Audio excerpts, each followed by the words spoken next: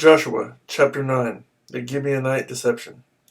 Now when all the kings west of the Jordan heard about these things, those in the hill country, in the western foothills, and along the entire coast of the Great Sea, as far as Lebanon, the kings of the Hittites, Amorites, Canaanites, Perizzites, Hivites, and Jebusites, they came together to make war against Joshua and Israel.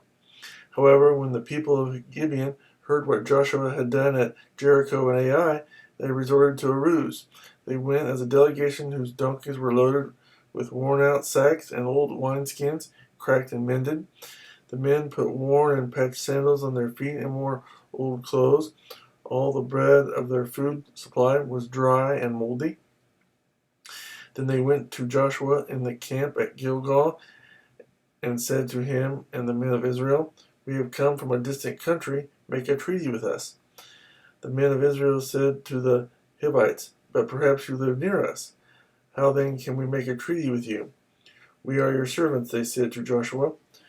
But Joshua asked, "Who are you and where do you come from?" They answered, "Your servants have come from a very distant country because of the fame of the Lord your God. For we have heard reports of him, all that he did in Egypt and all that he did to the two kings of the Amorites east of the Jordan, Sihon, king of Heshbon, and Og, king of Bashan, who reigned in Ashtaroth.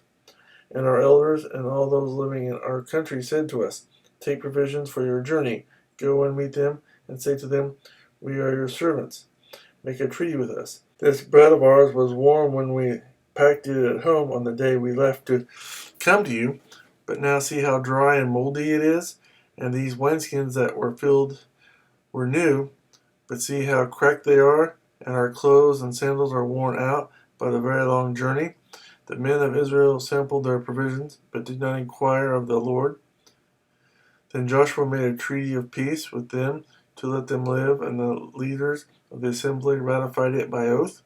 3 days after they made the treaty with the Gibeonites, the Israelites heard that they were neighbors living near them.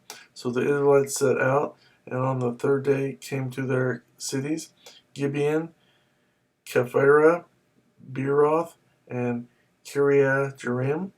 But the Israelites did not attack them, because the leaders of the assembly had sworn an oath to them by the Lord, the God of Israel. The whole assembly grumbled against the leaders, but all the leaders answered, "We have given them our oath by the Lord, the God of Israel, and we cannot touch them now. This is what we will do to them. We will let them live, so that wrath will not fall on us for breaking the oath we swore to them." They continued, "Let them live, but let them be woodcutters and water carriers for the entire community." So the leader's promise to them was kept. Then Joshua summoned the Gibeonites and said, "Why did you deceive us by saying, 'We live a long way from you,' while you actually live near us?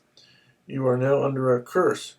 You will never cease to serve as woodcutters and water carriers for the house of my God." They answered Joshua, "Your servants were clearly told how the Lord your God had commanded his servant Moses to give you the whole land and to wipe out all its inhabitants from before you. So we feared for our lives because of you, and that is why we did this.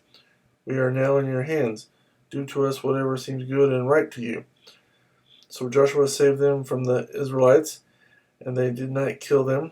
That day he made the Gibeonites woodcutters and water carriers for the community and for the altar of the Lord at the place the Lord would choose, and that is what they are to this day.